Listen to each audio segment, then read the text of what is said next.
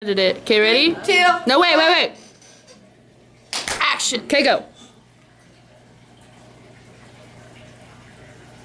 Start now? Yeah. It's been going. All right. I want to welcome you all to Brady Exploration High School and give you a little background and history on where we've been in the last 10 or so years, because I know you've adapted to a lot of change this year. So the purpose of this truly is to welcome you to Brady and let you know that the last 10 weeks or so, it's kind of like the last 10 years or so. So let's talk a little bit about Brady High School. All right. And a lot has changed and a lot has stayed the same over the last 10 years. All right? So as we go through, what I'm going to talk about is just basically our mission and our vision, what's changed, what's stayed the same. We're going to talk about enrollment, the students we serve, our staff, our methods, our programs, how all those things have evolved over the last 10 and 11 years. And finally, we'll talk about your achievements as a group of students that have come through Brady and talk about the changes we've seen in student achievement. All right.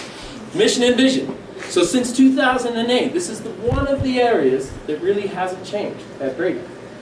And every year we get together, we talk mission, we talk vision, we tinker with the wording, but the bottom line is our mission has stayed the same.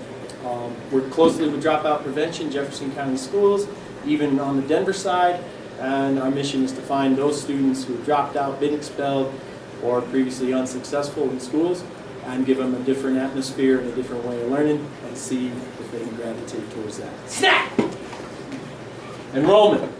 Every year we'll meet like 400 to 500 students. And I know it doesn't feel like that right now because we got about 200 in the building, right? But as you know, every quarter, some students graduate, some students are withdrawn, some students withdraw themselves, some students stick with it, okay, and work into the next quarter towards graduation. So here you can graduate at any time.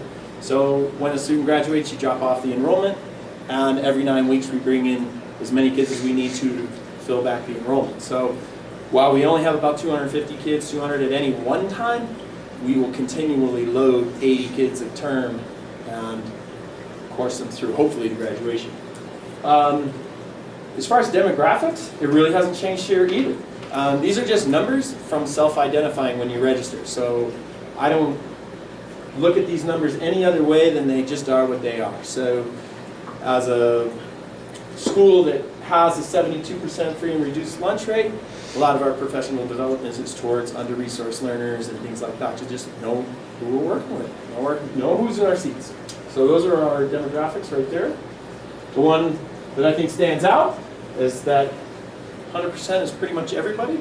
And if the Colorado Department of Education categorizes you all at 98.5% at risk, I can pretty much assume anybody who's coming in the door is going to need something. And then we just got to investigate what you need. All right, snap! All right, staff. If you're looking at mobility, typically in an alternative setting, high school or middle school or something like that, you get a lot of turnover.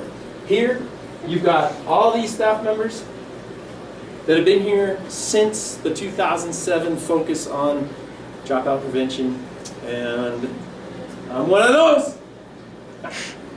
I'm not going anywhere. Okay, we have another pack of teachers that have either replaced retiring teachers or teachers that transitioned early on in our development, and those teachers have been here so 4 to 7 years, most of them around 7. Mr. Tello, Ms. Tellerito, she was added when Ms. Tellerito's been here since we added a third counselor. So a lot of these people come on board as we add programs. Sizzle. All right, methods. Now here's where you can feel the change, okay? 2008, we're teaching the same curriculum 2008 for a while. It's the Jefferson County Curriculum Alignment Project, it's CAP. So what I teach as a math teacher, that doesn't change. How I teach it can change drastically. We were a teacher-centered school until discipline issues were like off the face of the charts. So we switched to online learning, 100% online, using a program called NovaNet. Wasn't rigorous enough. So we blew NovaNet out, just said no, took the next thing coming up. It was Blackboard as a learning management system. And on Blackboard, Jefferson County had written their own courses. They weren't good enough for you guys. So we got rid of that. We took Florida virtual courses on and shoved them into Blackboard. That didn't work.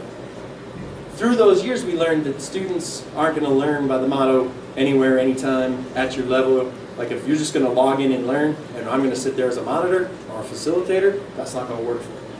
So we started coming up with blended models, hybrid models,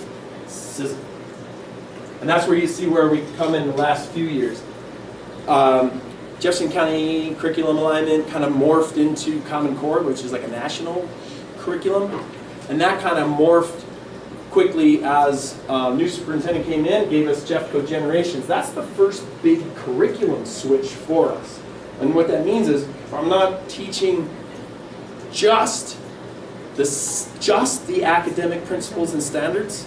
Now I have a lot more to focus on, and it's actually really exciting because it honors a lot of what we do here. What we were just talking about earlier about the skills, the people skills, the work readiness skills, project-based learning. So now I have a curriculum that kind of gives me the authorization to teach all that stuff, which is nice. It's fun. Okay, snap. All right, programs at Brady. This is just pretty quick. When I got here at Brady, they had just had 2 teachers per core area. So that's like 8 core teachers. That was it, and an art teacher. Over the last 12 years, 10 years, we've expanded programs, tried different building schedules. We used to go all the way to 9 o'clock at night.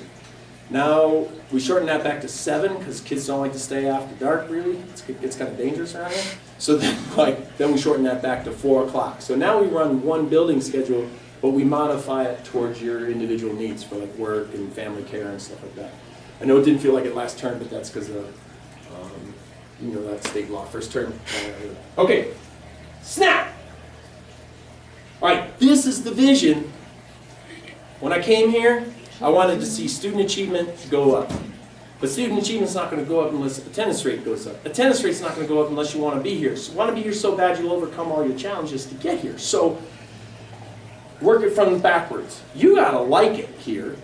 You got to be engaged here. If you're engaged, you'll come. Your attendance rate will go up. If attendance rate goes up, in theory, graduation and achievement will go up. That's what we hope for. Let's see what happens. Snap!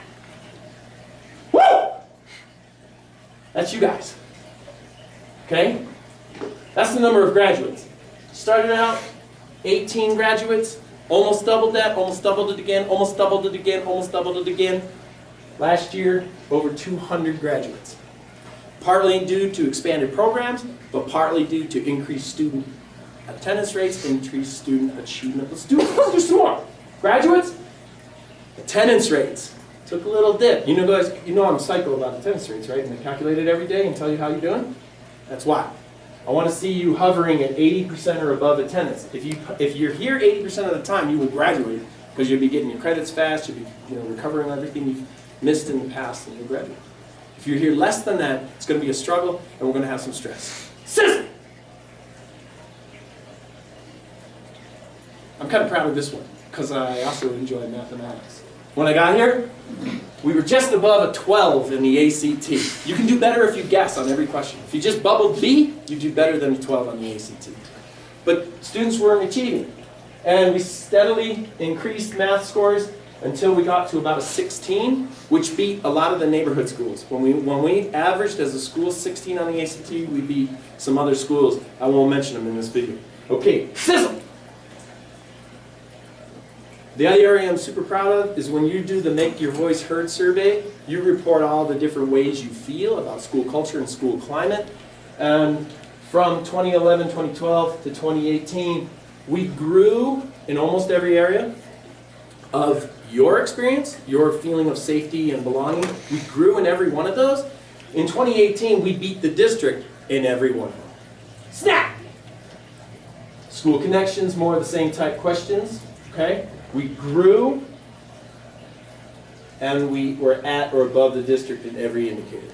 That means this is a safer place than a lot of neighborhood high schools, in your opinion, which is all I really care about. Okay, next. Didn't say snap or sizzle. Rigor, relevance, academic challenge. We did all of that. We made you feel more at home while we increased your feeling of being like challenged here, which is awesome. Go for it, one more. So that ends the presentation. Where are you going to take us and all that data?